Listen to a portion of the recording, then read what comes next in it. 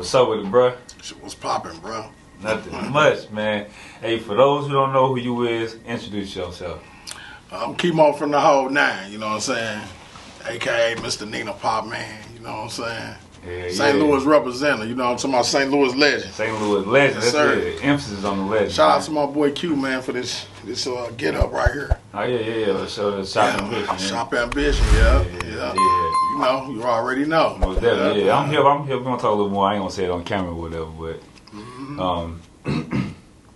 start from the beginning of you growing up in St. Louis.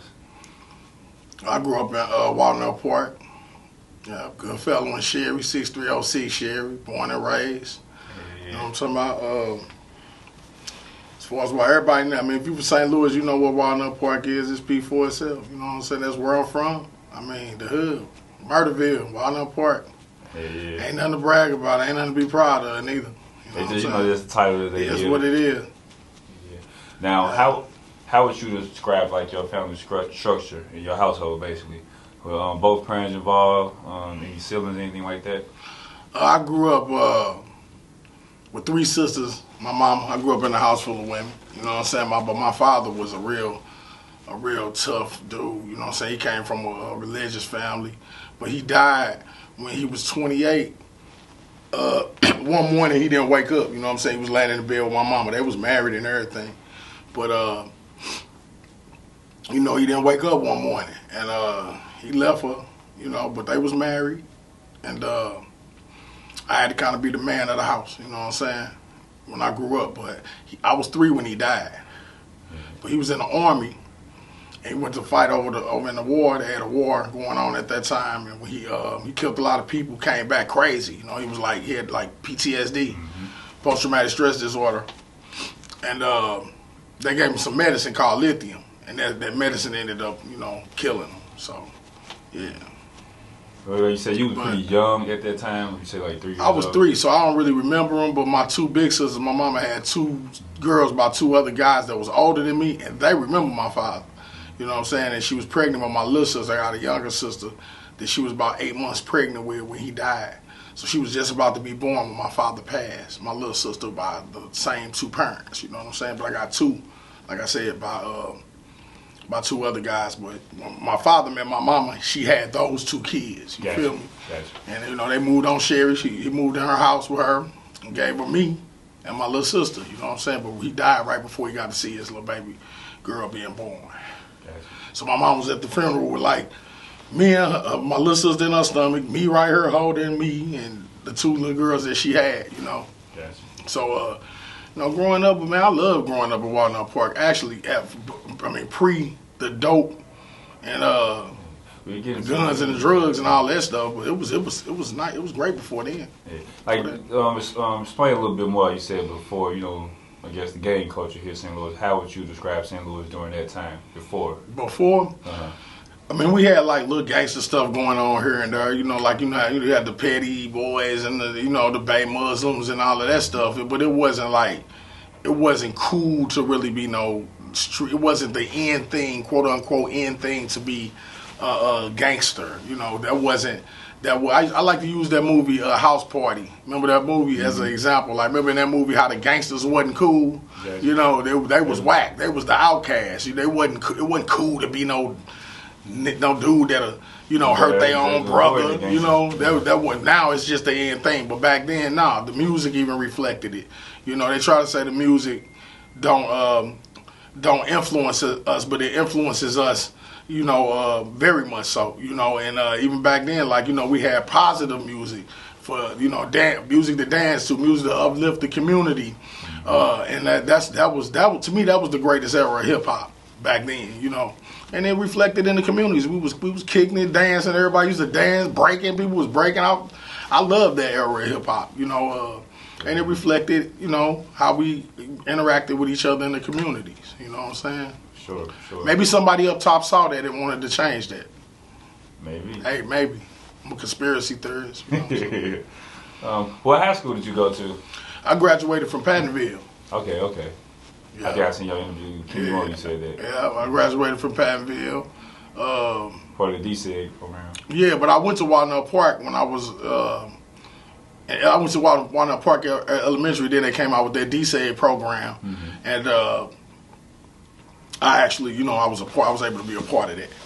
And back then, that was a whole different, like, because Pattonville, it's still relevant, good school to this day. But, like, back then, it was predominantly white. Pattonville was mostly white people. I mean, it was probably 3/4 white, 1/4 black people, black kids, but, inner city kids. And the white people more so was middle class to lower class white kids. It wasn't like we was going to school with the rich ones. Gotcha. But yeah, we meshed with them. But black kids, it was segregated. They didn't like us out there. They was mad as hell that we was out there, man. I can see they had their kids jumping on us, and we used to fight them and all kind of stuff. Yeah.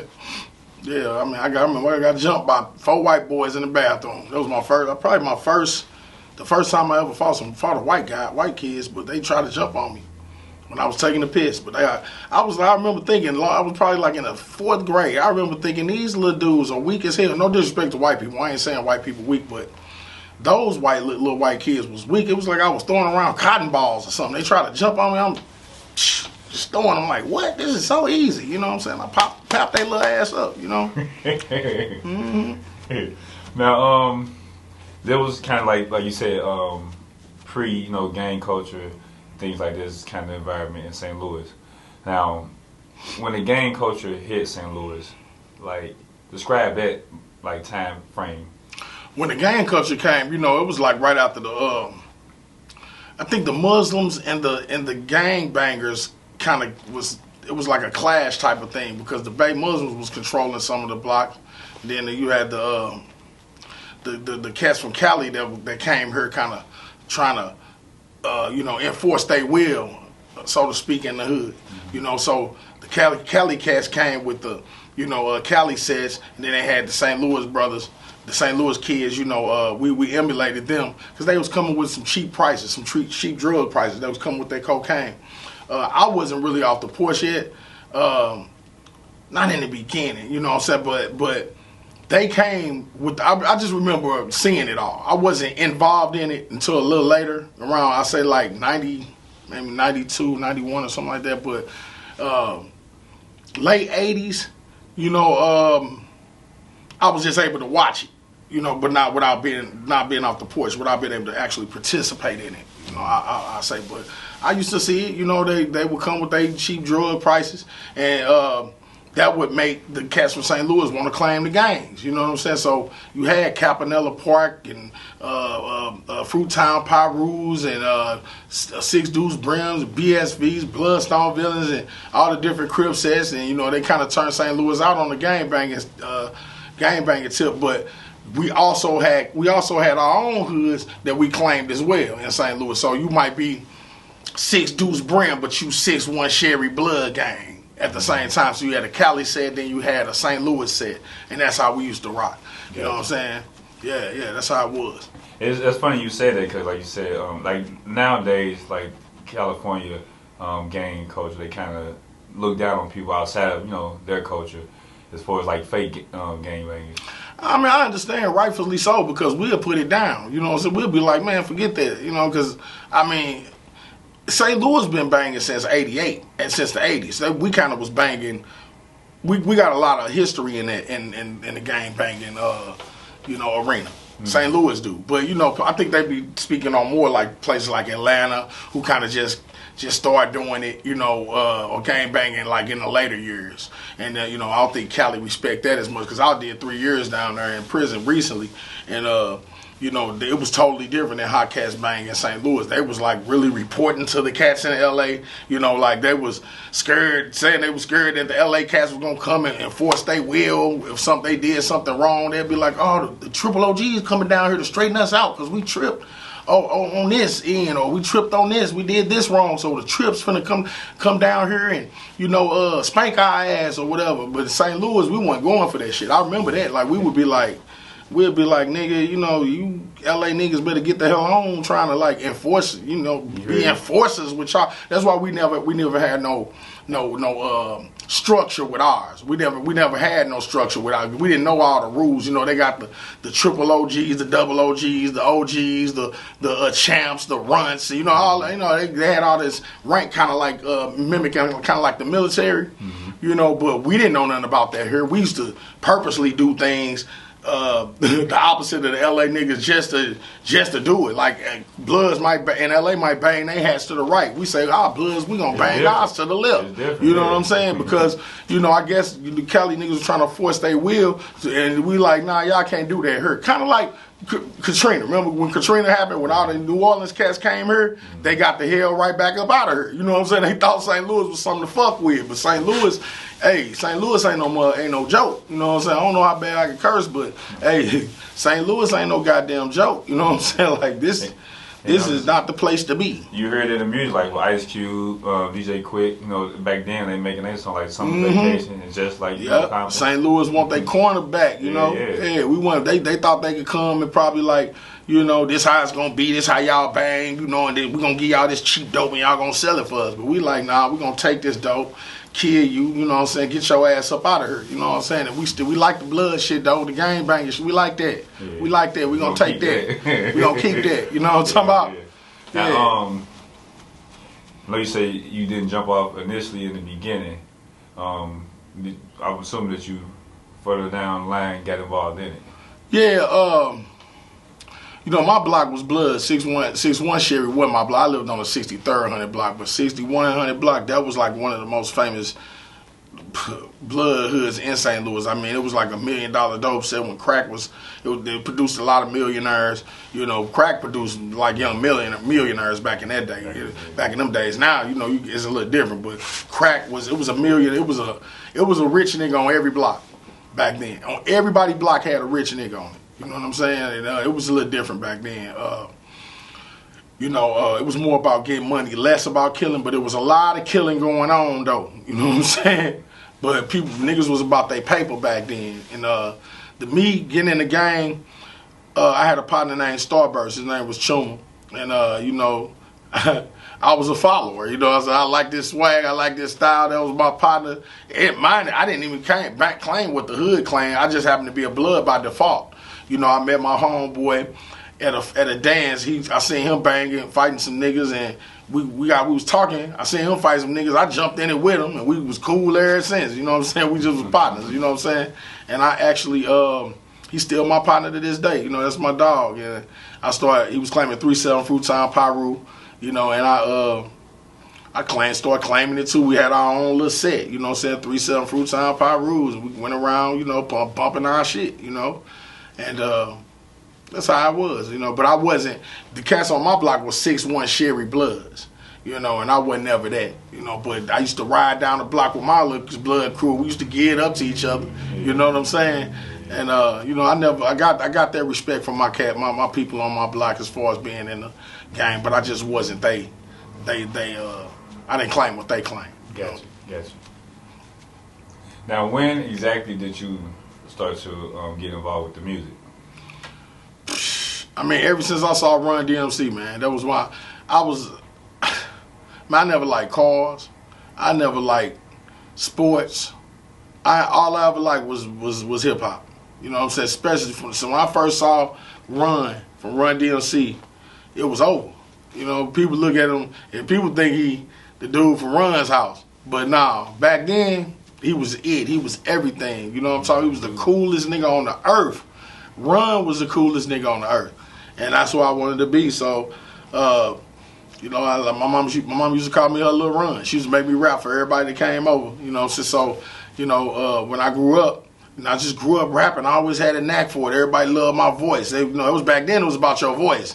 You know what I'm saying? And when I spit, people were like, oh, I never had to pay for no studio time. It was stupid. People start being popular, and people start having studios. If people heard me rap, they wanted me in their booth. Flat out. They get in that booth. Get in my booth. I come in, I spit around.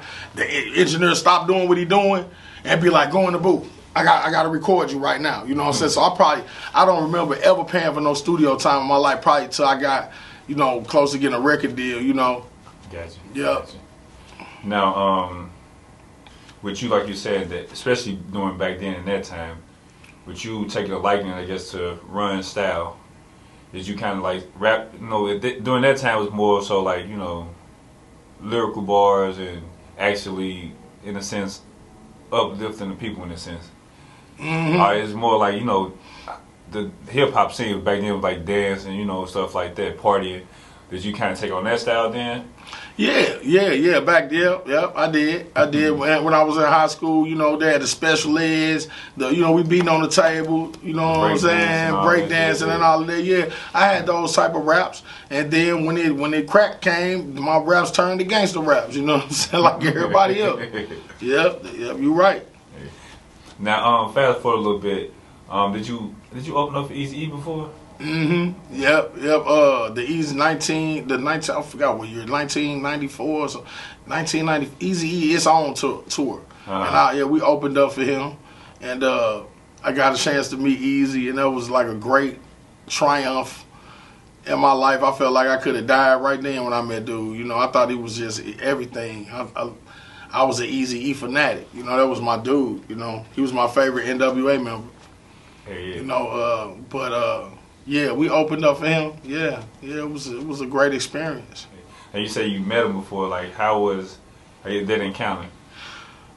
When he first went, I got some funny little thing when he pulled up. He pulled up in a big ass tour bus with his homeboys, BG Knockout and Drayster. You know, and me and them had a great relationship. You know, we had continued to keep in touch after that. But I know you be saying Knockout on them the Vlad interviews. BG Knockout, yeah. Shout out to Knockout. That's the boy. I ain't spoke to him in some years, but we actually went to be in one of their videos, 50-50 Love and Jealousy. Okay. And we went out there and I fucked around and said the wrong thing, and them Grape Street Crips was gonna get on my ass, and we talk different. Yeah. And they asked me, "What's that you claim, homie, in St. Louis?" And I was like, "Tramp 7, Fruit Time, Pyru." Them niggas was like, "What nigga? The fuck?" And I said Tramp, and I ain't know, you know what I'm saying? I heard Tramp and Trey is the same thing, but if you say it there, them niggas will kill your ass. It was like 8-year-old boy put out a strap on him. Nigga, what did you say, nigga? I'm like, damn, it's a little nigga finna kill me. They like, "Oh, homie, he don't know. Let him kill him. Give him a pass, homie. Give him a pass." You know, they little nigga finna blast my ass. You know what I'm saying? But yeah, Eazy had pulled up and a tour bus got off that motherfucker bumping with a boom box, a big boom box, and he had it sitting on his shoulder, and he was blasting some rock music, and rock music was just, and he had it close to his ear, man, like. And I thought that was weird as hell. That was my first, you know, impression of him. He got off the bus and he just walked past all us. He had half his hair braided and the other half like a big fro, and he had the boom box bumping the rock music like Rage Against the Machine or something, you know. And I was like, wow, that wasn't what I expected, you know. So to get off some straight gangster shit. Yeah, I thought he was gonna get out bumping some, you know, Boys in the Hood or something, you know what I'm saying? But hey, he was a musical guy. Yeah. Rest in peace, man. Rest in paradise, E. Yeah. Now, at one point, you end up moving down to Atlanta. Was that to part of your career, or to kind of get away from, you know, I guess, to the street life out here in St. Louis? Well, both. Actually, I always wanted to move down there because the music scene was popping down there. You know what I'm saying? The gang shit was popping in St. Louis. The music shit was popping down there. And I was a rapper, and I wanted to blow, but I never had been past the east side. I never really been past, you know, the east side of St. Louis. All I knew was I never been past the circle for real. You know, the Riverview Circle. You know, all I knew was my hood, but my partner had killed somebody. You know what I'm saying? Well, he really wasn't even my partner. Actually, he was the dude that brought Eazy-E and them to town. He was a Crip. I was a Blood. And he brought Eazy-E and them to town. But he was a crazy ass nigga, man. He was number 17 at the time, but he had killed this dude. The shit was all over the news. And he had to flee and leave out of St. Louis. So he fled to Atlanta. You know what I'm saying? But he wasn't my partner. He was just the Crip dude that wanted me and my partner, Chaos, to get on He wasn't Chaos back then. He was Plato, but he wanted us to get on that Easy E show. That's how I knew him. You know, because I was popping around the city as being a little rapper, a dope rapper, and he needed an opener for the show. Got us on the show. Maybe a year later after that show, you know, he killed the nigga and then had to flee, so he wouldn't get locked up. He had to flee prosecution. So I think he still had my number. He had my number. He couldn't call people that he really knew personally because the feds was on, or whoever, the feds or the state, whoever was trying to catch him for that murder was tapping people's phones, keeping on going to people's houses that he knew and he was familiar with, so he couldn't reach out to nobody that he knew on a personal, close basis. So he called me. You see what I'm saying? He called me and was like, dude, what's up? And I'm like, what's happening? I heard about you, all right? You know what I'm saying? He like, dude, I know me and you ain't cool like that, bro, but I need to see a familiar face, man. You know what I'm saying? I'm down here, man. I'm paranoid every day, bro. I ain't got no food. I'm hungry. I can't work. I can't do nothing, man. Like, man, can you come down here and help me? Or I just want to see a familiar face, bro. And I'm like, all right, maybe. Let me think about that shit, nigga. I don't even know you. You ain't even cool like that, you know? So I talked to my mom about it, but I was out here kicking up dust in the streets. I'm getting in the gang, shootouts. I'm going spray painting, crossing niggas' names out on the wall. I'm talking about we really knee deep in this stupid ass shit that we doing, this ignorant fucking shit that we doing. You know what I'm saying? And my mama, I went to my mama and was like, you know, man, you know this dude, he called me, trying to get me to go to Atlanta. She like, go, get your ass out of here, go to Atlanta. Well, you want some money? What can I do to get your ass out of here? But in my mind, I felt like my mama had a lot to do with it because with me being the nigga that I was, because I did used to get picked on in the hood for going to school. They'd pick on you for going to school. You know what I'm saying? So I used to get off the bus when I was little, that niggas would pick on me and shit. Schoolboy ass nigga, you know what I'm saying? Before the gangs. You know what I'm saying? And my mama wasn't taking no shit though. She would actually hear them niggas talk. She'd be like, you think he a punk?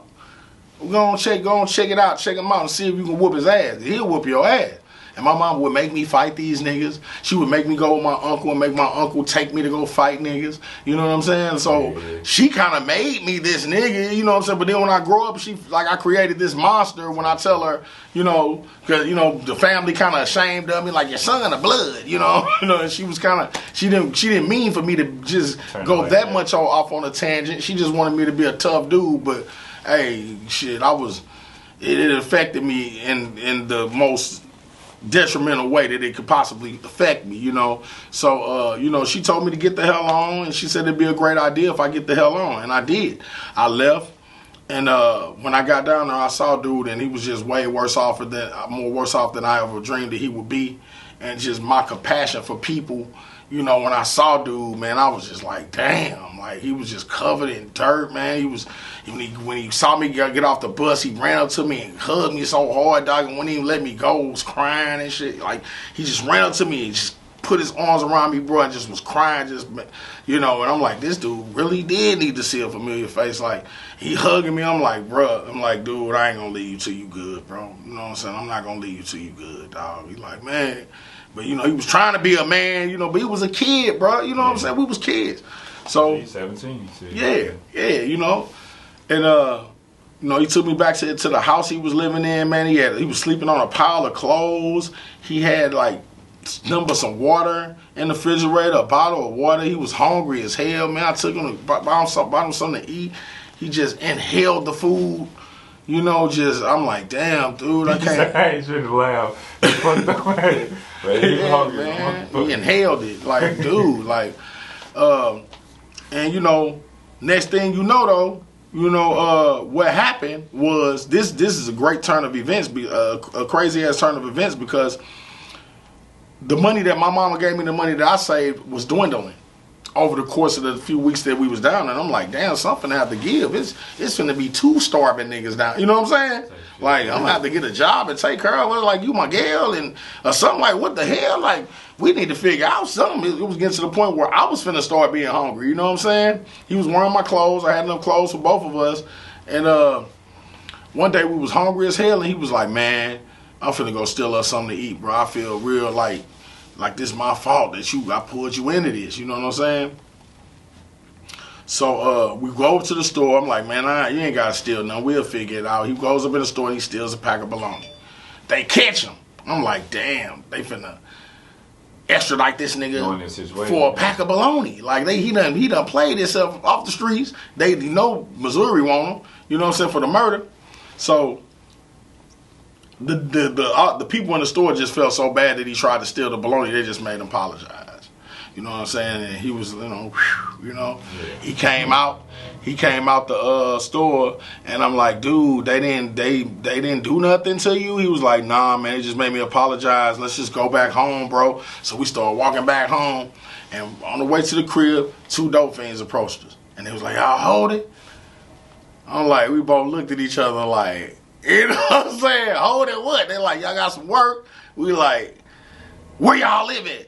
The dope fiends took us to, showed us where they live. I said, as soon as we get straight, we're going to come right back and holler at you. You know what I'm saying? So I get on the phone trying to call anybody in St. Louis that I know somebody down in Atlanta so I can get some dope.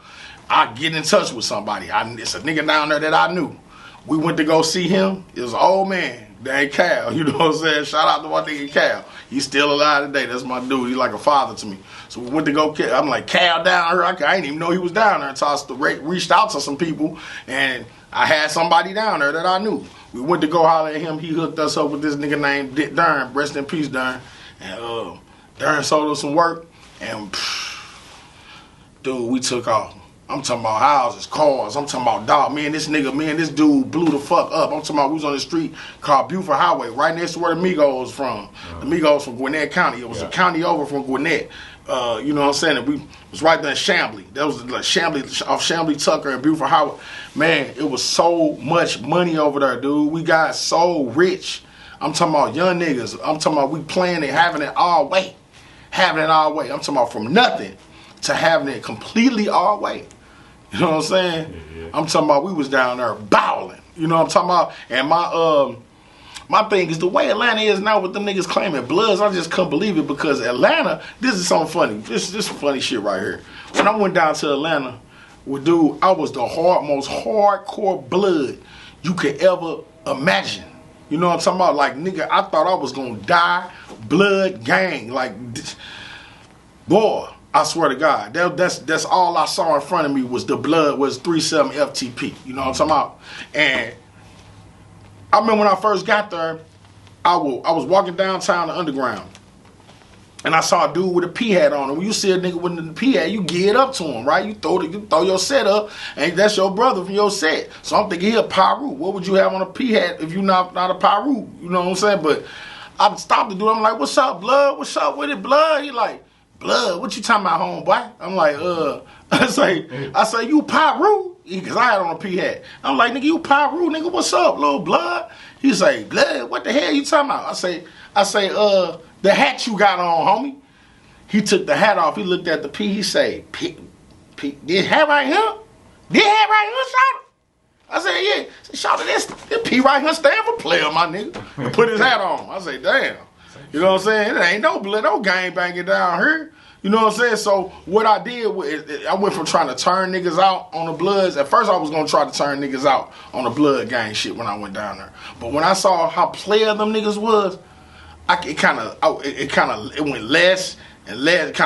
You know what I'm saying? It lessened and lessened and lessened over the years. Where I'm like, cause I stayed down there 5 years. I'm like, fuck that. I'm gonna be down here. I'm gonna be a player like these niggas. You know what I'm saying? This some player shit. They getting money. Fuck this gang shit.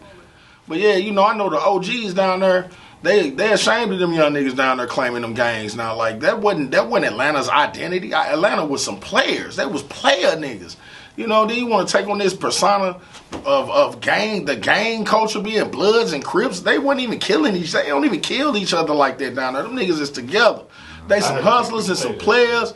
They ain't about that old bullshit, and y'all want to take on this gang culture. And no disrespect to Young Thug and Gun and them, but that YSL Blood gang, that ain't Atlanta, bro. That's not the A. You know what I'm saying? Just like New York, that shit they doing in New York ain't the real New York. Like, they trying to be like Chicago drill music and all that. I ain't trying to knock them niggas or whatever, but I'm saying that shit is negative as hell. That's not what New York that's not what New York was founded on. You know what I mean? Like the OGs in New York, I know they like, damn man, why y'all niggas rapping like them? Like everybody used to want to be like New York. Not New York trying to be like everybody else. Like, you know, but it is what it is, man. Times change. You got to change with the times, you know. Now, while you was down in Atlanta, is this when you met Lil Jon during this time? Yep. I went down there. He was a connect down there. Lil Jon, shout out to John Smith, dog. John, this nigga named John Smith. You know what I'm saying? The most common name in the world, name having ass nigga. But yeah, that nigga John, that's my boy, man. That's a real good dude, man. Lil Jon is a good dude, man. I love that dude, man. I went down there. He was working for So Def at the time when I went down there. He was like, hey, he wasn't Lil Jon that everybody know him as now. But I went down there and I tried to pitch my shit to him. I had this project called Chemotherapy. And I went down there and I was spitting for him, you know, it's bizarre the way I gets wicked. Wish I had a nickel for every rhyme I kick, bitch. Your road has ended like Boys to Men's did. Ain't no way for me to slang these rhymes till I'm short-winded. You know what I'm saying? I'm kicking this kind of philosophical, lyrical, miracle ass shit. And Lil Jon was like, man, shawty, we ain't trying to hear that down here, man. You too lyrical, you know? And So Def didn't fuck with me. So, you know, I just stopped really trying to pursue it until I saw Nelly blow up in St. Louis. You know what I'm saying? And when I seen Nelly blow up, I'm like, damn, I need to go back home. Fuck. You know what I'm saying? And then that's when I came back to the crib to try to chase the music because Nelly had blew up. You know what I'm saying? And that's kind of the reason I came back home. Plus, it was another little situation with this little chick. You know what I'm saying? But both of them things had happened at the same time where, you know, this little girl that I was messing with down there, she took me down through there. Everybody got that one. And she was that one that took me down through there. And then Nelly blew. And I came back home. And when I came back home, bro, I had did some dirt in Atlanta. Came back home with the pistol that I used to do the dirt. I ain't really talk about that. But I came back home and sold the gun for $80. I had $80 in my pocket. And, man, I'm sitting there with this damn $80 in my pocket, trying to think of how I'm going to get some money, man. And I'm just sitting there, and I'm listening to the radio, and I heard, Big Sexy, cool, DJ Chaos. I'm like, hold on, dog. That's my motherfucking partner on the radio. Then I used to rap with this nigga back when I was a kid. Yeah. You know what I'm saying? Now, I told you, we opened up for Eazy-E. The same nigga I used to be in a rap group with called Above Average back in the day was on the radio. I'm like, that's my nigga. I'm like, oh, no, I got this $80 in my pocket. I forgot who I was with. I think I was with this chick. I'm like, take me up to the radio station. You know, so I ain't had no car. I ain't had nothing. I'm like, take me up to the radio station right now. You know what I'm talking about? So we go to the radio station. I knock on the door. I go up there, ringing the doorbell, knocking on the door, beating on that motherfucker. They come to the door. What? You know, like, tell DJ Chaos that Kemo out here. Tell him Kemo out here right now. And they like, fan ass nigga. You know what I'm saying? Because this dude is the shit. Yeah, DJ Chaos was like, I didn't even know how big he was. I just heard him on the radio. I remember hearing it, yeah. He was like, he was everything. I remember hearing it. Yeah, he was everything to everybody. I didn't know this. I just heard this nigga on the radio. So he comes out after about an hour. They just had me waiting out there. I'm knocking on the door again. I'm beating. I'm like, I ain't leaving till I see this nigga. He comes out. He like, Kemo? I'm like, what's up? He like, man, what?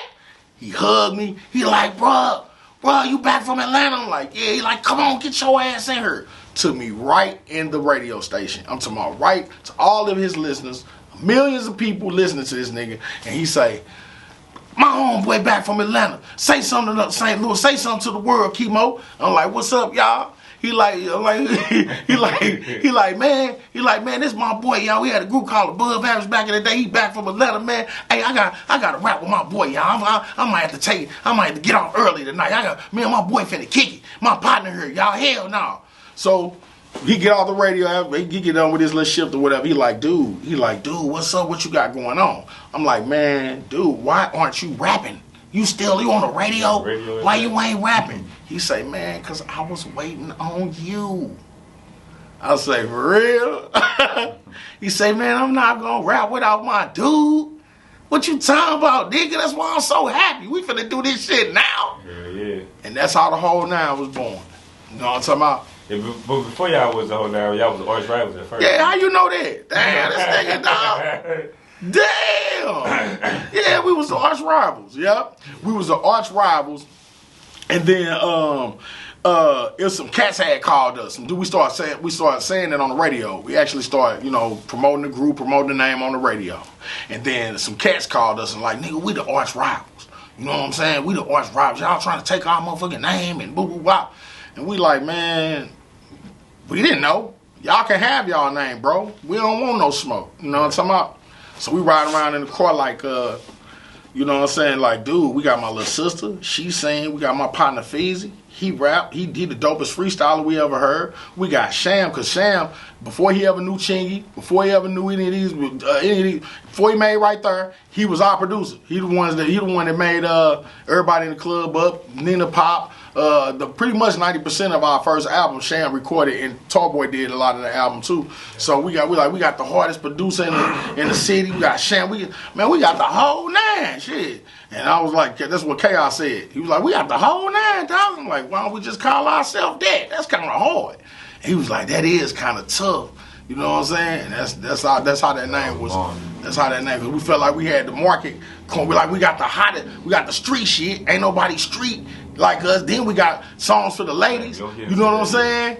So we had the that's the hood niggas that loved us just as much as the ladies. So we like, dude, we got everything. We got the whole nine. You know what I'm saying?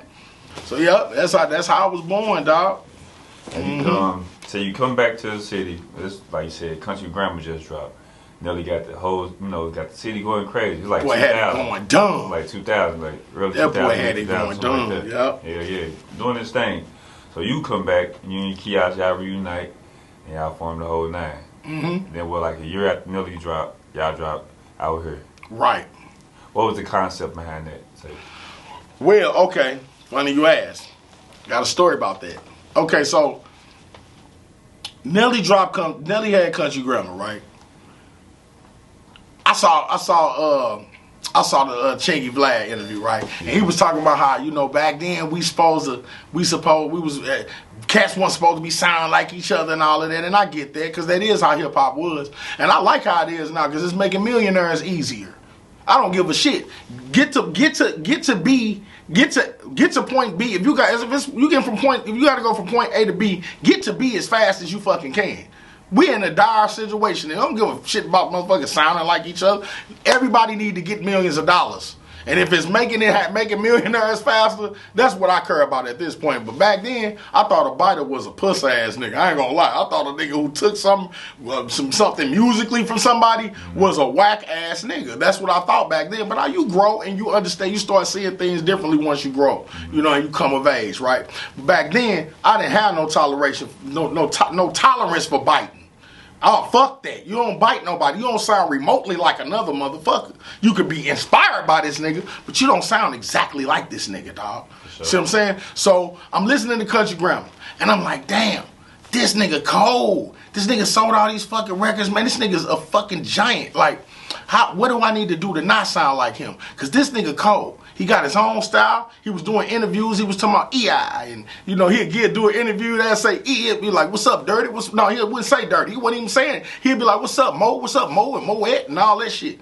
So he wasn't really trying to talk like us. He was trying to make the world talk like how he wanted the world to talk. Kind of like E40 be doing. You see what I'm saying? How E40 make his own language. Yeah. That's how Nelly was in the beginning, and everybody know it. He wasn't giving a fuck about hers and theirs and all of that, and just promoting the way we talk in his hooks of his songs like that, right?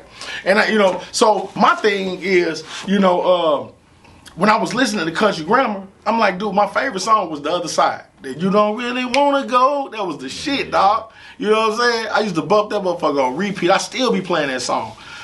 And I'm listening to him like, I gotta do what he's not doing. I have to do what he's not doing. I have to. You know what I'm saying? If you want to take a ride with me, I'll never forget, because I did this shit.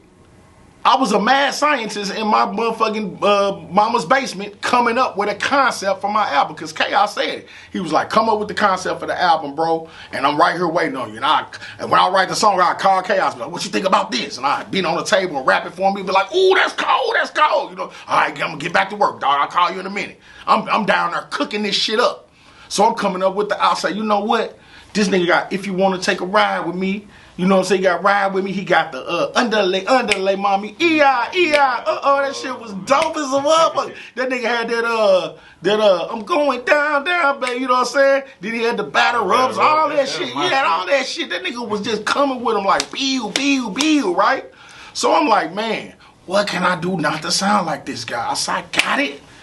I know what I can do. I got it. I could put the way we talk in the hooks of songs. I can put the way we talk in the hooks of songs, right? I can put, I'm going to say it again. I can put the way we talk in the hooks of songs. Now, St. Louis, people always want to say St. Louis, we've been talking like that. You're right. We've been talking like that. But nobody felt confident enough to put the way we talk in a hook of a song before I did the shit. You see what I'm saying? Nobody. Because guess what? If they would have, I wouldn't have fucking did it. Because I'm not a goddamn biter. You know what I'm talking about, dog? I don't want to sound nothing like another motherfucker. During that time, it was Nelly and the whole nine. Yeah. Wasn't no Chingy. Wasn't no J-Kwon. Wasn't no motherfucking Huey. Wasn't none of them niggas known by nobody. Them niggas was not even heard of yet. It was Nelly and the St. Lunatics and the whole nine on the underground level on the come up. Right? Mm-hmm.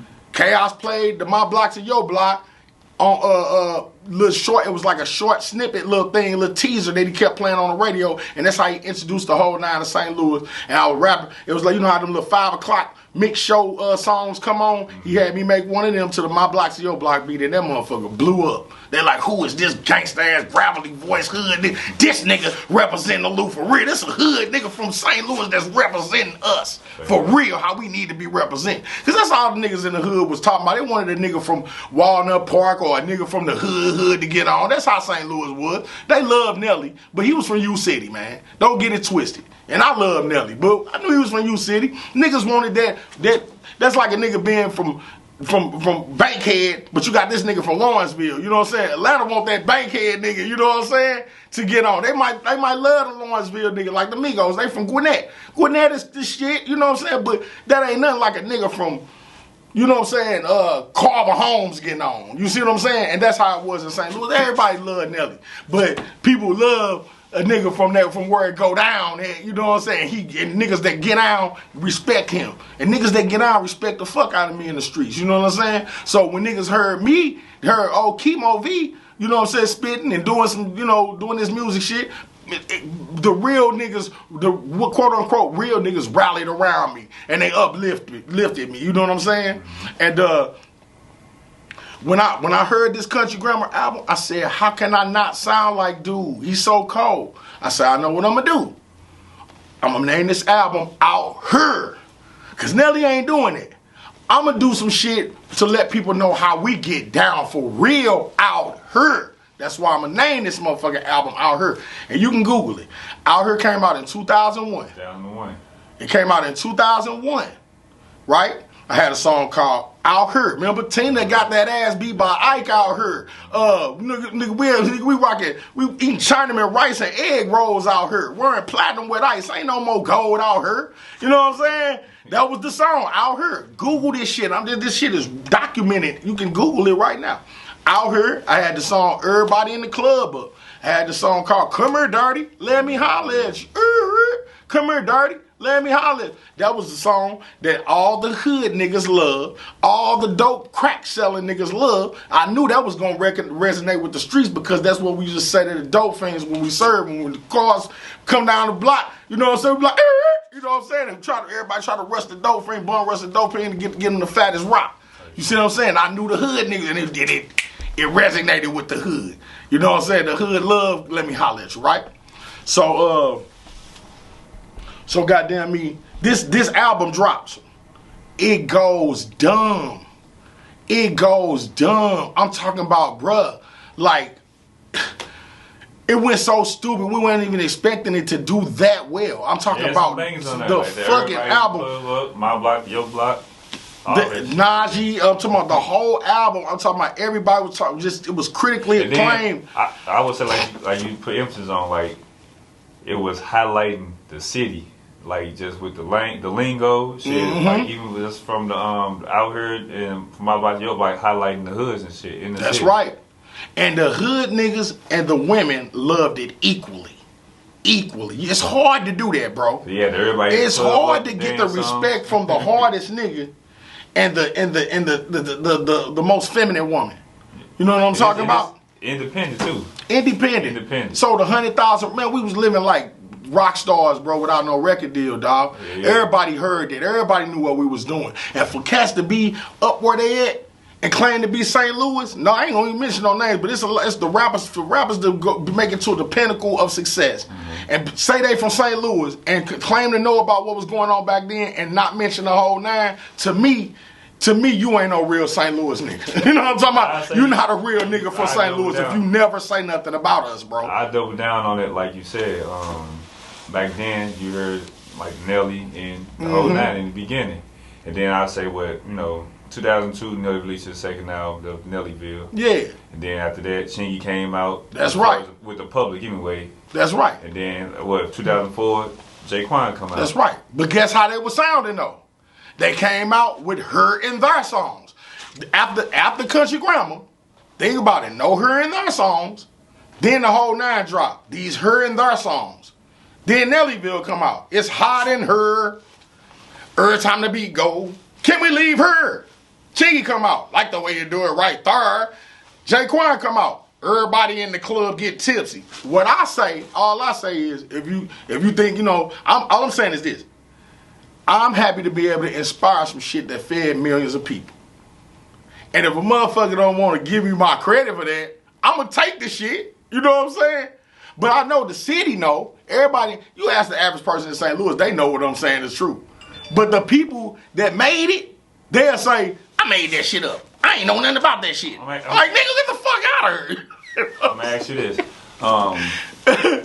Do you think that, like you said, man, you being independent and, the artists I just named from the city, they had the time, them coming out, they had major deals. Do you think that by them having them major labels behind them help push the sound to a wider audience outside the city and kind of... Hell yeah. Well, don't get it twisted. We was regional. We weren't local.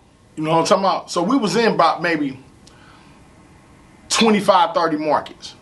That's big. You know what I'm talking about? That's not to take anything away from big. That's big. We wasn't. You got local, then you got regional, you got national, you got global. You know what I'm saying? We was regional. Yeah, Nelly went global with it. Yeah, Nelly was global, damn right. And I think that shit was dope. When I heard It's Hot in Her or Right There or any of them records, I'd be like, damn, I'm a cold-blooded ass nigga. You see what I'm saying?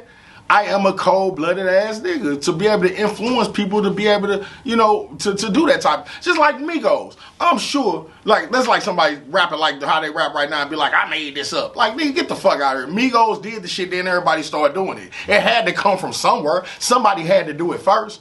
And furthermore, look, man, ain't no motherfucker finna try to tell me that I'm trying to sound like Chingy.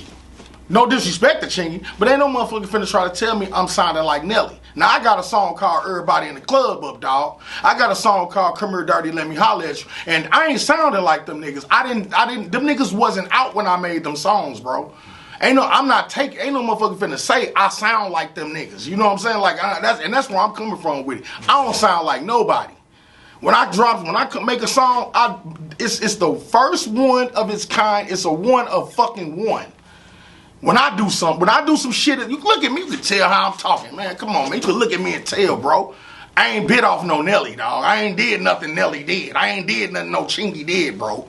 I ain't did nothing no damn J-Kwon did. No disrespect to them. I love them brothers. But don't be sitting up here trying to make it seem like, you know what I'm saying, y'all did some shit that I did after y'all. Nah, dog, I'm a trendsetter, bro. I set trends. I don't do that. I don't sound like no other nigga. Yeah, that's what I said. Not to take anything away from them. Yeah, no, we definitely ain't doing that. Those major deals, they kind of skyrocket outside of the city with it. Outside of the region, yeah, for sure. Yeah, for sure. And then later on, you end up signing the deal later on, if I'm not mistaken, right? Yeah, we signed the deal. Actually, I got a story about that. We didn't want to sign no deal. We didn't want to sign with nobody. We was going to stay independent like Master P. You know what I'm saying? We was going to stay independent like goddamn, as long as we could, so we could command the best dollar, the best deal for a label deal. We wanted a label deal. We really didn't want to have no artist deal or no mid-level artist deal, no shit like that. But what happened was our hand was forced because we saw everybody trying to do what we did.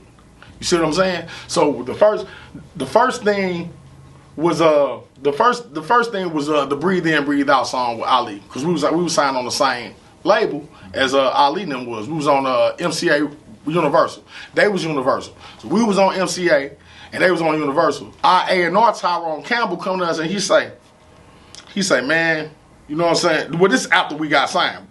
We signed because we just knew that niggas was trying to do this shit. But after we got signed, that nigga was like, man, Ali finna come out with this song called Breathe In, Breathe Out. He finna shoot a video with it for it, because we already had heard the song, but Tasi told us that Ali was about to shoot a video for it. And he was like, man, y'all need to go ahead and shoot a video for everybody in the club, bro. Like, or one of y'all songs, like right now. So if y'all want to do this, the gimmick that y'all got, if y'all want to actually market it to the public, to the world, you know, we need to strike while the iron is hot and go ahead and shoot this video before somebody else do it. Because you see people trying to kind of, you know, copy kind of what y'all doing a little bit, man. You know what I'm saying? Y'all don't want to be second out. Y'all want to be first. So, you know, we all had deals around the same time. You know what I'm saying? Nelly had a deal with Universal when he came out with Nellyville, but we had a deal at the same time. It ain't like they had the deals, put it out there first. You know what I'm saying? So the Breathe In, Breathe Out song was talking about the monastery. Breathe in, breathe out, do the monastery. Go on, work it out, or whatever. So we was looking at it like, dude, you never came to the monastery before. You know what I'm saying? You don't be at the monastery. We be at the monastery every week. You know what I'm saying? That's our club. You know what I'm saying? This is how Chaos was looking. I wasn't looking. I ain't give a fuck. But Chaos was like, dude, this is my club. We be there every motherfucking week. You know what I'm saying?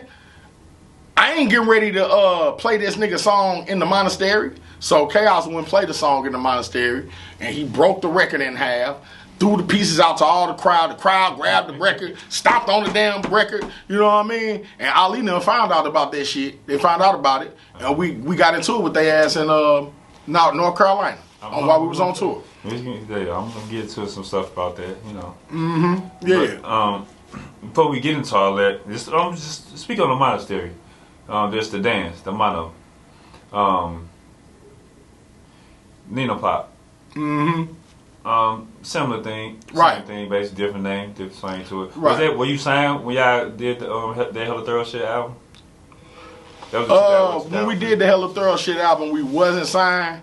Gotcha. But that album got us signed though. Gotcha. From us selling so many units of it. And then the MCA Records came down and saw how people was reacting to our songs in the club, and they was like, what we got to do to get y'all? It was a bidding war of us. It was every label wanted us. And we chose to go with MCA out of about 20 labels. We just chose to go with them. Yeah. Now, when it comes to like the mono, the dance, like from your standpoint, where did this dance originate from? You got the debate, is the chicken head coming from what, this Memphis or the Atlanta thing? Like, where did you say it came from? I know exactly how the dance came about. The dance was created and born in the monastery. All right? The Club Mono, most famous club in St. Louis at that time, one of the most famous club in the country. You know what I'm saying? One of the most famous popping clubs in the country. The Monastery and the Pink Slip. People would come here and they want to see them two clubs, right? It was some gay dudes that used to come there and do this dance, this little chicken dance, right? Every week, these gay dudes and these what you call them? I want to use the politically correct term. Was the trans women? Yeah, that's okay. They would come and they would be over in the corner and everybody be watching them do this dance. It was a song called Back, Back, Gimme 50 Feet by a dude named Lil O. I remember Just go back, back, back, back. Give me 50 feet. And they used to do it, but they was bagging back when they was doing it. That's how they first started doing it. They would go bag, but they'd be bagging up while they doing it. It was called the bag back. After that, Project Pat came out with a song called Chicken Head. Chicken Head. They started doing it off of that, right? And it went right with that song. I'm talking about right with it. So me and Chaos watching these gay dudes over here making this dance up. The girls started doing it with them. Next thing you know, the whole club, just the gay dudes and the girls. The dudes wouldn't do it because they knew some gay dudes made it up. So the dudes would never do it. They like, look, that's a tight little dance, but we ain't doing that motherfucker. You know what I'm saying? But it was just the gay. So now the whole club, just the gay dudes and the girls would do the dance. You know what I'm saying? Me and Chaos saw that and was like, man, we got to make a song for this dance. You know what I'm saying? We got to make a song for this dance. So Chaos was like, I'm going to start playing everybody in the club up all the time, and that's going to be the song for the dance. He started playing everybody in the club up, and everybody started doing it off of everybody in the club up, right? And they said, forget it. We got a St. Louis dance song to do the dance off of, so fuck the rest of the songs. Ali came out with Breathe In, Breathe Out. The label came to us and was like, man, y'all need to shoot a video or something, man, for this. That's how we got the video for everybody in the club up. I shot that on Sherry. You shot that on my block, on Sherry. So, you know what I'm saying? That's how we got that video. So, damn, I lost my damn train of thought. You were speaking about, basically, last thing you said was shooting a video to kind of highlight the monastery. Yeah, okay, so that's the reason we went on and jumped the gun and shot that video. But Chaos was like, fuck that, man, we need to make a song specifically for this dance, so no matter who make a song, they'll always equate this shit with us. They'll always equate this dance with us. So that's how we made Nina Pop. Saying we went in the studio, we made Nina Pop to make sure, because Nina means 9. 9 is the whole 9. That's the name of our group. You know what I mean? Yeah. Nina means 9, so it's the 9 pop, the whole 9 pop. So Chaos wanted to make sure, no matter what happened, that dance will always be equated to us, because we the originators of this shit, and we saw everybody trying to do shit to kind of make it their own, and that was cool, but we wanted to make sure that was done, and it worked. It worked. To this day, when they play Nina Pop, they play it right now. They say it's the song that never gets old. That's what they say. It's the song that never gets old. You go in any club right now, they play that mug, they're gonna shut the whole club down. And all them songs from back then was global songs. But if you play that one, you can play those songs and play Nina Pop. People they're gonna set their drinks down and run to the damn dance floor. Yeah, listen to y'all songs, man, that bring back memories. Just when I was a little kid, man, it bring back a lot of memories. But I want to say, man, I love all you rappers from St. Louis, but back then to now, man, I support y'all. I love y'all, man. You know what I'm saying? This ain't no diss. This ain't no shot. I ain't taking no shots at y'all. I just feel like this.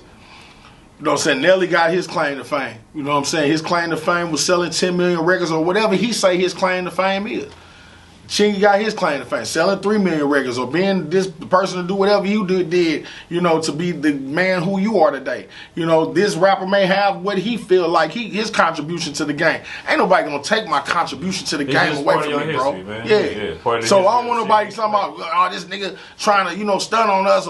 I really don't give a fuck, but I'm just saying, I'm a humble guy, you know what I mean? And I just want y'all to know that, hey, it ain't nothing but love over here. It ain't nothing but love. I don't want no smoke. You know what I'm talking about? I don't want no smoke with nobody. You know what I'm talking about? Speaking of smoke, I hate to bring it back up, you just said that, but you kind of spoke about something earlier in the interview about that you had like a situation over the monastery, basically, the mono days. I'm going to ask you this. You said you watched the Chingy interview, and he kind of spoke about things that happened in the city on his behalf. Right. And he spoke about a record that Nelly had, another one. Have you heard that? It's called Another One? Another One, on the Sweat album. Oh, yeah. I know the song, yeah. On the song, Chingy referenced that. He said something like the way you do that right there, but just remember why you do that right there. And he felt like that was a shot to him.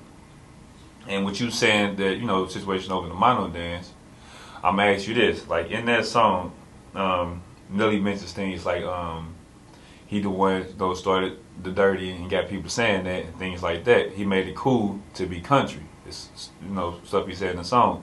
And then he have a section where he say, I'm a thoroughbred with thoroughbred. got a thorough girl with some thorough head. And was that like, did you listen to that song? Did you kind of hear like, cause y'all hella thorough? Yep. Yeah.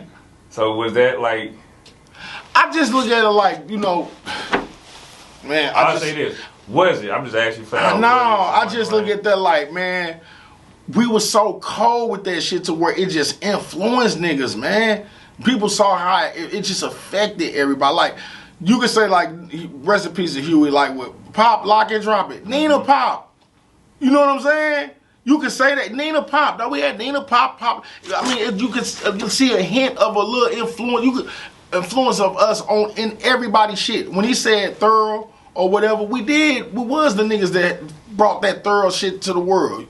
We brought the thorough shit to the world. Hella thorough entertainment. We brought that dirty shit to the world, bro. You know what I'm saying? If Nelly say he the first person that did this dirty shit or whatever, that's fine. But look on his first album. It says for real entertainment. You know what I'm saying? Then we dropped hella thorough entertainment, came out with all this dirty hood. Even down to the name of our label was St. Louis. All of our whole persona was about being St. Louis, talking St. Louis, and putting that shit in our music. Hella thorough entertainment. Right, the album called Out Her. Right there, you know what I'm saying? The thurs and the hers and the music. So by him saying that, I just look at it like he was heavily influenced by me.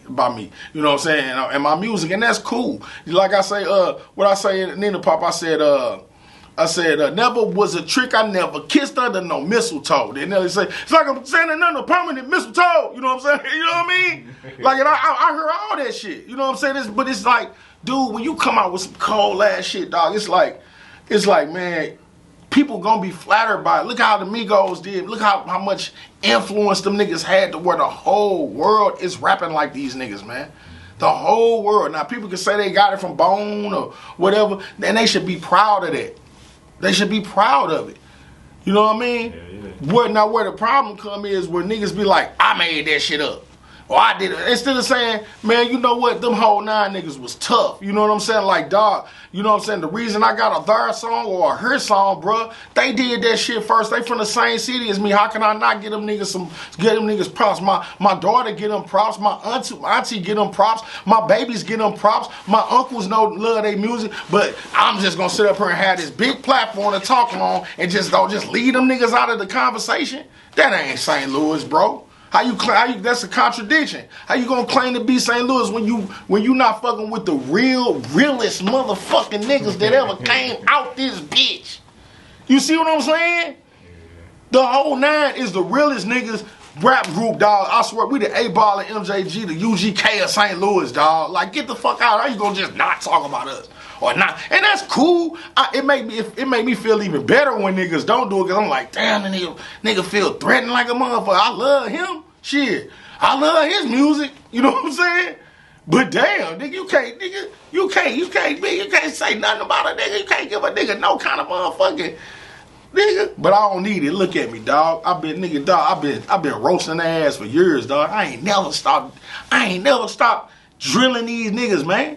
I've been had my foot on these niggas, man, for years. Niggas try to count me out. Nigga, I'm still roasting their ass right to this motherfucking day, dog. I say y'all all collectively have definitely influenced the city in a major way. Y'all put on for the city in a major way. All of y'all, Nelly, the Chingy, J-Kwon, the whole 9, everybody. Mm-hmm. Shout out to all them niggas. I love them. Yeah. And like I said, you guys, y'all had the city behind y'all strong. Then y'all just kind of like disappeared. Like, what happened with that? Well, I did 3 years in the joint. I went to the joint. You know what I'm saying? And then I went to the joint way after, right? But around that time, dog, I was a live wire, bro. I'm glad you asking these questions, bro. I was a live wire. I don't think I was ready. I wasn't ready for that shit.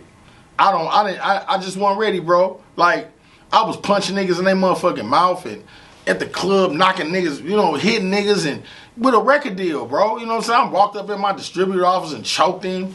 You know what I'm saying? Choked him out, you know, in front of his secretary, dog. Like, I think a lot of that was my fault. You know, we had made poor decisions on our management. We had a record deal, but then had a nigga managing us that used to manage Run DMC back in the day, and this nigga, we made him quit his job at the airport as a shuttle bus driver to manage us. When the label told us, go get y'all a manager. Y'all need a manager. Y'all signed with a major. We should have got Shaka Zulu or Shanti Doss or somebody like that who would have gladly took our situation. But we didn't know. We went the homeboy manager route.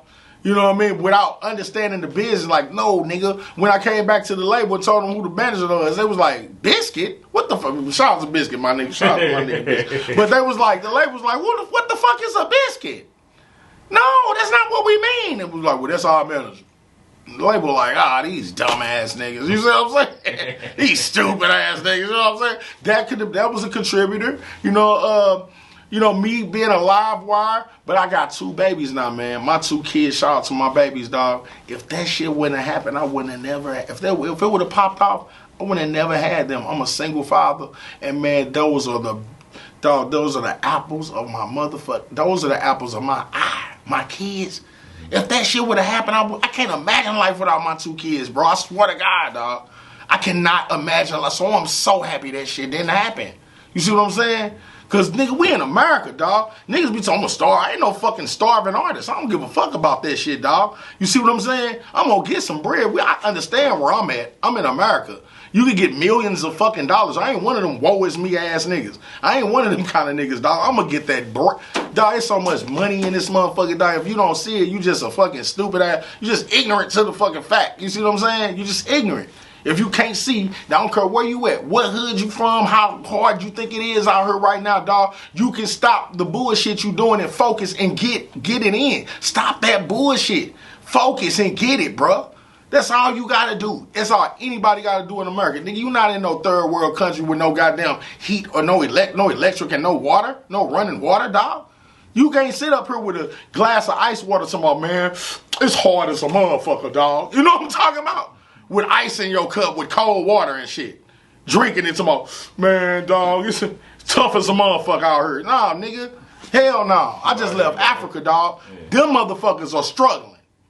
They're struggling. But we here, sitting up here talking about, man, the white man holding us down. Look what they got. Nigga, these motherfuckers got millions of dollars in mansions, and we're able to be here looking at it. We're able to see the white people with a lot of money. And just because we don't have exactly what they got, we try to feel discouraged about it instead of looking at it like, damn, I'm right next to these motherfuckers with millions of dollars. That means it's millions of dollars all around me. How can I get some of it? Real shit. You see what I'm saying? That's how you got to think. So what I need to do is get away from these broke-ass motherfuckers, get around some people that got it, and listen to them.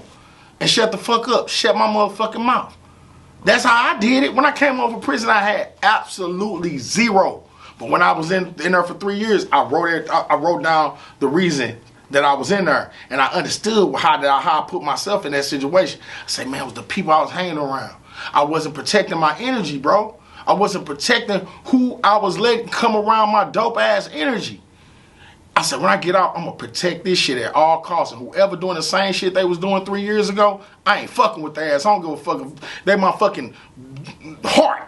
If you doing the same shit you was 3 years ago, nigga, you out of my motherfucking life.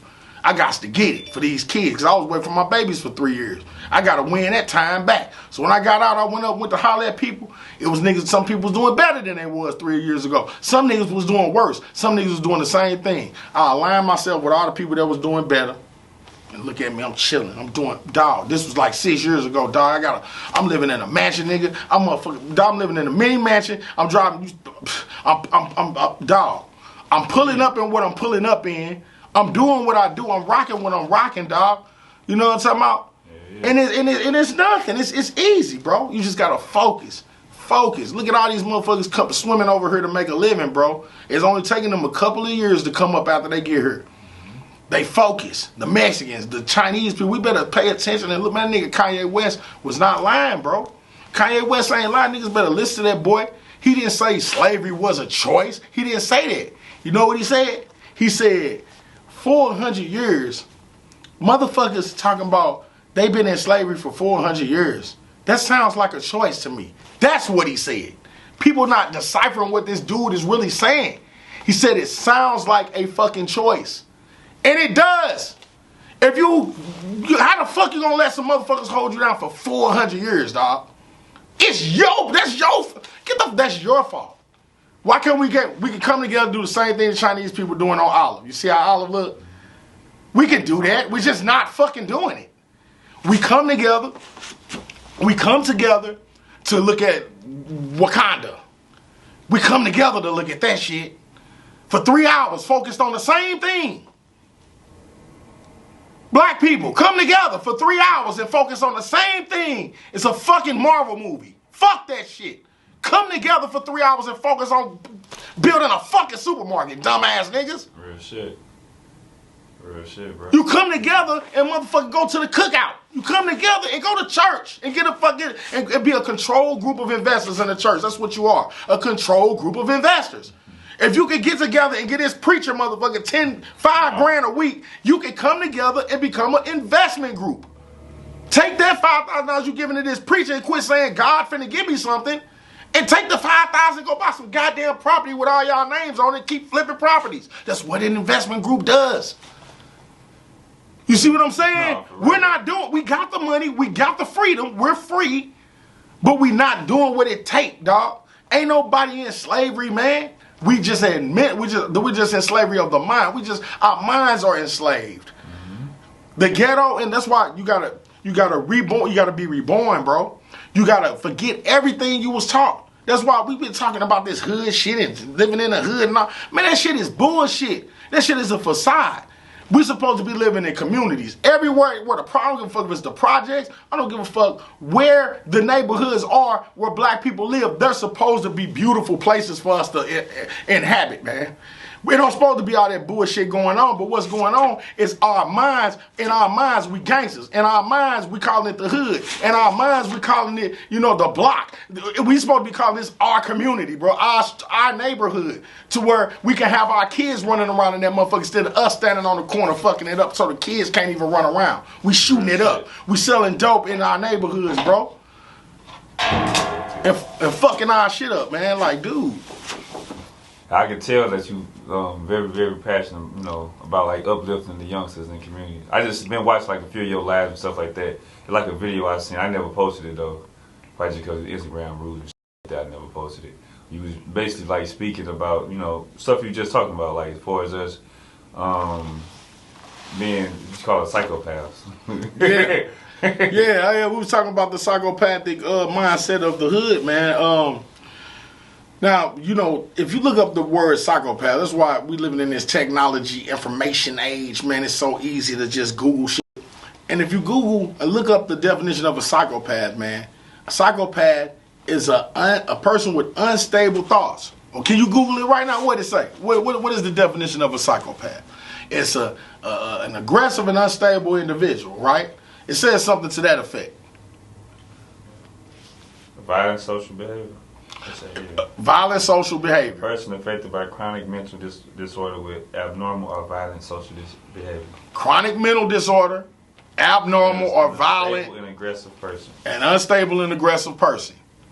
I'm kind. Am I unstable and aggressive right now? No. But you say you're unstable and aggressive. Look. You speaking passion right now. Right. But if I was like this with violent behavior, I would be a psychopath. So I'm aggressive right now. And I may be a little unstable, but my behavior ain't violent with it. That's what I'm trying to say. So I'm just that. So in respect to me, I'm dealing from a passionate standpoint, like you said. But if I'm aggressive and I'm violent and I'm 2 seconds off of that's a psychopath. And that's everybody in who. How many you know like that? How many the average black person in the hood? They like, man, I wish a motherfucker would. Nah. Kind of like that. You a psychopath. I'm going through that transition though. I'm just, man, you know how it is. Man, look, dog. I've been a lot of stuff you was speaking about coming from that background, like shit. I'm the same way, so I'm still in that. I'm in that age range. We all battling it, dog. I'm older, but at the same time, you still gotta pay attention to what's going on. Mm-hmm. But like, okay, say a person came and just bumped you right now real hard with their shoulder, and just stood there and looked at you like this. Oh yeah, that's gonna be one of them situations. That's gonna be one of them situations, man. But I seen your interview with Kenny Mo. You speaking about that. Like, be realistic. It depends on the environment. What you mean by that? And it's a up situation. I tell my girl this all the time. It's like when you in the hood, you have a certain type of thinking process. Like for like if some of that situation would have happened in the hood, you know, it's taking off right then and there. But in probably like an environment like where we at right now, something happened here, you might be more like, you know, might give a motherfucker a pass in a sense, face off. Because this ain't that type of environment out here. All right, what if you was in prison and somebody did it? Oh yeah, I ain't never been in prison, but what if you was in prison and you was in the dorm full of killers and somebody did you like this? You gonna say, hey, you gonna say, ain't none of that. You gotta take off. You gotta take off. You gotta take off. You don't have to, but in that environment, you gotta take off. You got to. You gotta take off because you're around nothing but psychopaths. If they see you, you don't do nothing. Because you're around. You green from there. You gotta be a wolf when you're around wolves. That's why I moved out the hood. And that's why I say it's depending on the environment. That's why I moved out the hood. Because I ain't trying to be around no motherfucking wolves and have to be no motherfucking wolf. I'm not trying to be no psychopath and have to be around psychopaths. Even the people that got regular jobs, that work in their houses, they have to take on that persona to live in that environment. Mm-hmm. My Uncle Pooh, when he walking down the street, he be like, motherfucker. And he ain't just a regular man. He walking down the street, pull up on my own. I'll be pull up on my own. He kind of going blind a little bit, so he can't see that much. But you pull up, I pull up on that. He walking home or something. I'm his nephew. He'd be like, motherfucker, what you want?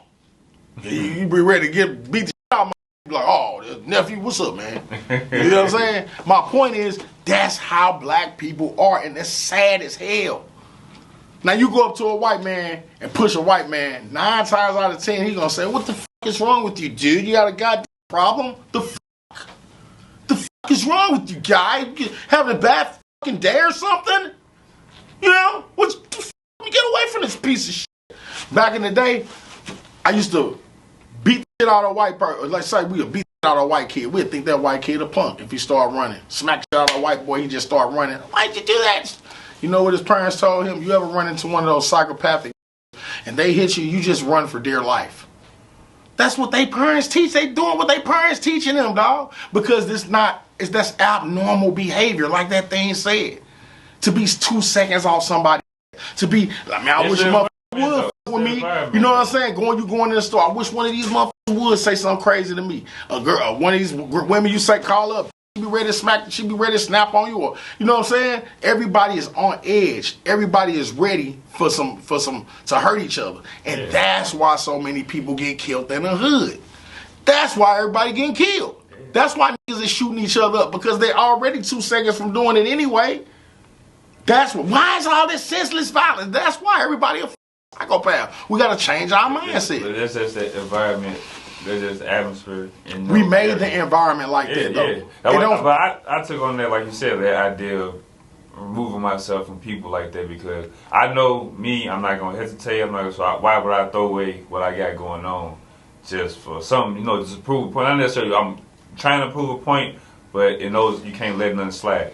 Listen, man, God... This man, it was a man, right? He did a lot of evil shit on earth. He fucked up a lot of people. And he did it with his homeboys. Him and his homeboys went around causing tyranny on earth. And he died, and he went to his maker, to meet his maker, and God said, what was you down there doing, creating all of that drama and that mischief and that tyranny on my people? Why was you doing that for so many years? He said, God, the reason I did it was because I was around nothing but violence. I was around violent people, and I took on their behaviors. I mean, that's why I did it, God. Let me in heaven. I'm just doing what I could to survive. You know what God told us? I made the earth big enough for you to move away from any evil. Your ass is going to hell. Straight up. You go back to Kanye West thing. That was a choice. You made that choice to stay there. That's right. So you said, bro, man, I'm getting influenced by these niggas and all. Now, nigga, get away from them. Get away from it. At all costs. Real shit. It's your choice. Man, we standing in the hood, selling dope, shooting each other. Man, the kids can't even play out there, dog. That's why these getting killed. They getting punished for their actions. We getting punished for our actions. We doing wrong, bro. We're wrong. The old ladies, man, they can't even come water their fucking plants no more. They can't do nothing, bro. They prisoners in their own homes. You see what I'm saying? Sure, yeah.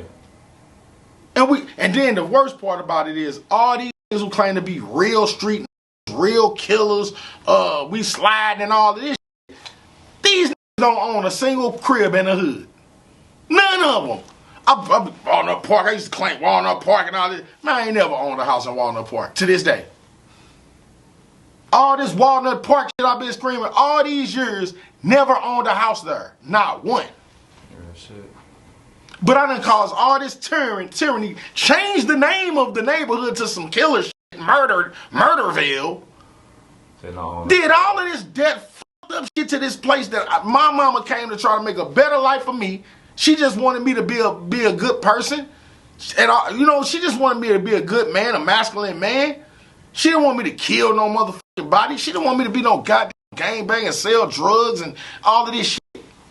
But don't get it twisted. We're getting these images from people up top. We're getting this shit promoted to us by people up top. It's a plan. For sure. It is a plan, dog.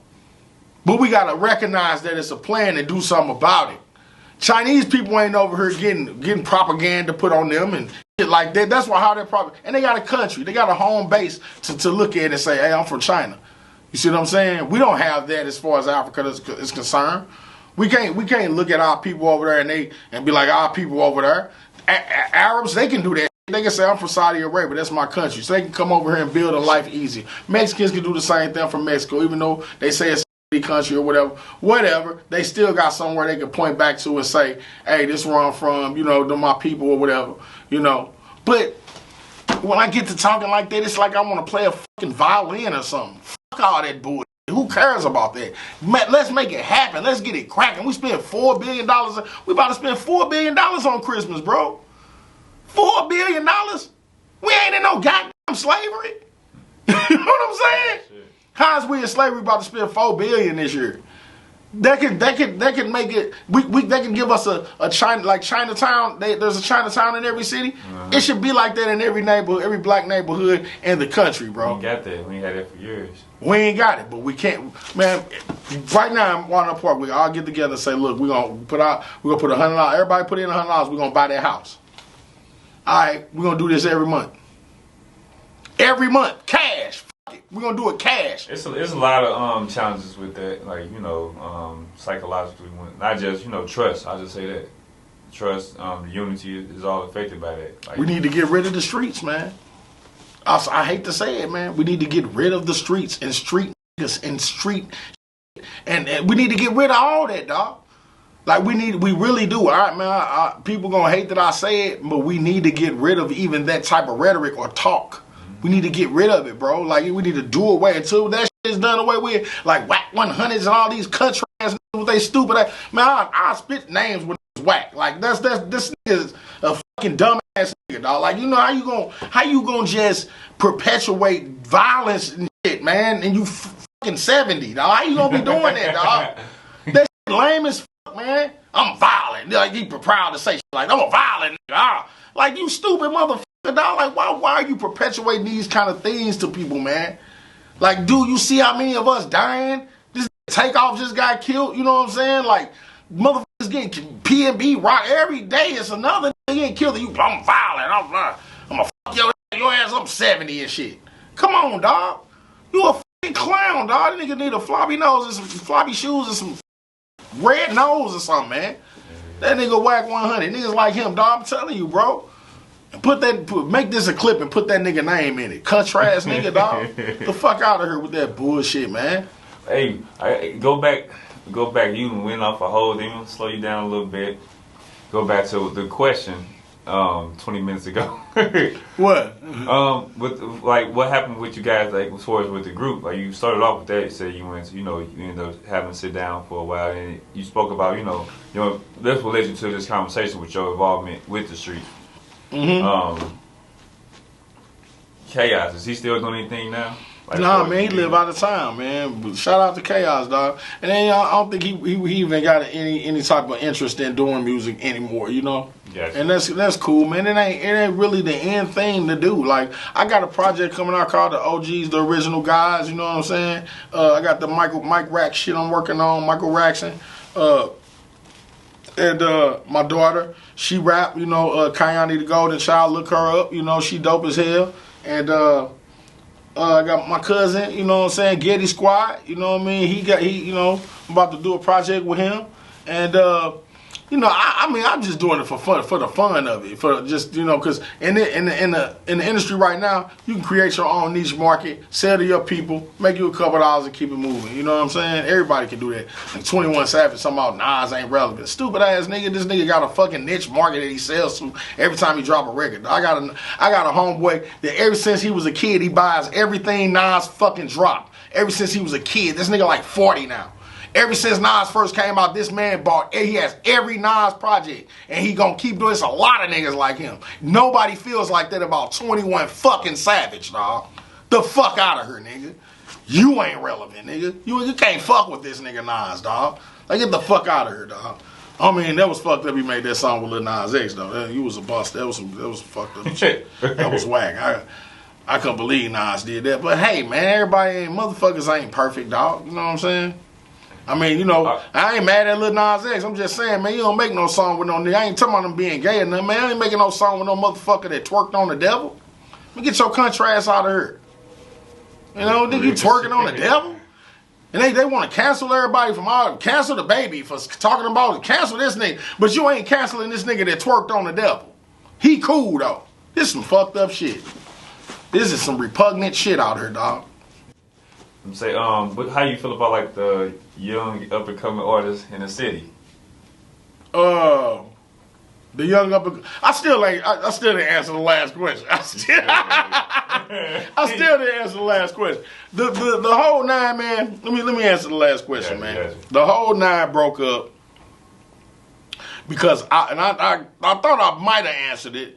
I was just a live wire, dog. I wasn't a good investment. You know what I'm saying? I don't think I'm gonna take the blame. It could have been a multitude of things, but I feel like I'm gonna take the blame. I was too hood. I was too hood, and then they took me to Turks and Caicos and Jamaica and shit, man. And like I seen all this old Illuminati shit. No disrespect. I seen all this shit they was doing with these parties, and you know that shit wasn't cool, dog. Like they was trying to get it. Like they tried to get it to snort cocaine and trying to put all these drugs in my face, and you know it was like it wasn't cool, dog. It was like it's a real fast life. If you ain't got no discipline, you gonna be fucked up. Like I went to this hotel, it was called the Standard or something. They had this little area where like all these niggas was in these little glass boxes, like little glass boxes, naked and shit, and just laying there in the glass boxes. And I'm like, what the fuck? So I guess they had to where like you go in there and you pick a nigga and fuck him or something, and they open up the box and the nigga jump out and fuck you and you fuck him. Man, dog, it was some crazy shit, dog. It was some crazy shit. And then like everybody was just snorting cocaine and like, nigga, you want some coke? Like nah, dog. You know what I'm saying? I'm cool. Like if you not strong, you gonna be fucked up. You know what I'm saying? Like so, you know, it's a crazy. You got to be a godly person and a person with some type of deep spirituality to even make it in this business or even last. I believe. I think Jay-Z got to be a strong ass nigga to do this shit at that level. Look how crazy Kanye going. Look, imagine what this boy done seen, bro. I'm telling you, he done seen some shit, dog. I'm telling you, I know he seen some shit. Like you know what I'm saying? They just come in there. They got his motherfucking wife just in there, just yeah. You know what I'm saying? They just got his motherfucker. This nigga walk in the room. This nigga got his dick all in his wife's booty. Yeah, you like it, Kanye? You know, or T.I. walking the motherfucker. T.I. walking the motherfucking office and shit and be like, hey, Clifford, how you doing, buddy? And you just heard somebody in the background, oh Lord, oh Jesus, oh Lord. You're like, what the hell is that? That sounds like something familiar. Yeah, it's Tiny back there, buddy. You know what I'm saying? You're like, hey, what the hell you talking about, homeboy? You know what I'm saying? What the hell you doing with my wife back there? Oh, she's having fun. Oh Lord, oh Jesus Christ. You know what I'm saying? Somebody back there killing Tiny. Ooh. Oh Lord, I'm gonna kill you, my. Ah, Tip, come on now. Look at, check your bank account. Here, man, look at what's in there. Just look at the motherfucking phone. You remember you just had $40 million in your bank account? Look what's in there now. You gonna do something to me? Look at the phone. That motherfucker say negative $5 million and shit. Why the fuck you do that with my money, Holmes? You know what I'm saying? Where my goddamn money? Crazy. Well, you're gonna suck my cock right now for it. That's what's gonna happen. Or you're going to take your black ass back to Bankhead. Got 3 seconds to make your choice. Man, I'm going to suck that bro. You know what I'm talking about? Shit. God damn it. Hell no, man. Don't tell nobody about this shit, home. That nigga goddamn slurping on the white man dick. That's how that shit, I'm telling you, dog. I'm telling you, bro. That's too much. That's why it didn't work. Shit. That's why it didn't work, nigga. That shit. How you feel about like the younger artists coming up here in the city in St. Louis? Man, I like that Sexyy Red girl. Why Sexyy Red though? Cause I want to fuck the shit out of her little ass. Oh, B, I tear her little ass up. I want to jam her little ass. My mama. What? Hey, I'm hey, straight up. Oh, my mama. Straight up. No, for real. Nah, man, but she's a real talented lady, man. Little young lady, man. You know what I'm talking about? She's talented as fuck. You know what I'm saying? But I would jam the fuck out of her little ass, dog. How you gonna expect me not to look at what she be doing on the fucking air? Like, get the fuck out of her. Ain't that what she want a nigga to say? Like, well, she's a respectable young lady, and I'd like to take her out. You know what I'm saying? Like, what the fuck? You know what I'm saying? I want to jam her little ass. I want to goddamn ramble. I want to ride her little ass. Ride the shit out of her little ass, dog. Yeah. Square biz. And the other artists outside of Sexyy Red you tapped in with? Say what? Like, and the other artists outside of Sexyy Red you tapped in with? Oh, I ain't tap in with her. You know what I'm saying? I like to tap the motherfucking guts. Listen to, man. Listen to. Say what? Like, what artists you heard of? Goddamn. Shit. Damn, what's that nigga name, man? Out of St. Louis. You know what, man? I'm gonna be honest, man. I like that nigga Timmy the Tiger. Timmy the Tiger? Who the hell is Timmy the Tiger? Y'all look that nigga up. Look up Timmy the Tiger. That nigga hard. You know what I'm saying? I like that Getty Squad. Look up that Getty Squad. That nigga hard. You know what I'm saying? But I like that 3 Problems nigga. What's that nigga name? AMRD Honcho. I like that nigga. Yeah. You know what I'm saying? That nigga tough. You know what I'm saying? I like, what's that nigga name? What's the little nigga name, man? $2. Vine. Yeah, I like that nigga. I like that one. It was an old song, but I like that little song he had about goddamn stealing the cars and shit. But all that shit negative and lame as fuck though. You know what I'm saying? I'm just saying, man, that shit, sonically, that shit be raw. But them niggas be talking about some motherfucking genocidal shit. You know what I'm saying? I mean, the whole 9, goddamn, man, when we was rapping, man, like, we always we had this little Slow Your Roll song. Remember Slow Your Roll, a little more, you know, about not being in the streets and learning from your lessons and, you know what I'm saying, trying to, you know, stay out of trouble and not going down the same road that I did as far as the mistakes that I made in the motherfucking game. Don't make the same mistakes a real nigga done made. You know what I'm saying? I did that, so hopefully you won't have to go through that type shit. You know what I'm saying? Mm-hmm. But goddamn niggas now, they just like, man, I'm finna kill your mama, kill your daddy, I'm gonna kill your babies, nigga. I'm killing everybody, nigga. And the bitch is like, I wanna suck your dick. I wanna suck your daddy's dick. I wanna suck your son's dick. Like, motherfucking shit, goddamn, you know. You women turn. Yeah, you know what I'm saying? But sonically, they talented. You know what I'm saying? They just using their talent for low vibrational shit. You know what I'm saying? And you know, I think we need to change that. But yeah, I like them artists I named. I like their music. I'm not just finna be bumping that shit and just lower my vibrational, you know, the way I'm vibrating and shit. I ain't finna bump that shit all the time. Cause that shit'll make you start vibrating low and shit. Listening to that shit, man. I'm saying, it's ending on that note. What message can you leave with the youth? Wow. Y'all fucked. Straight up.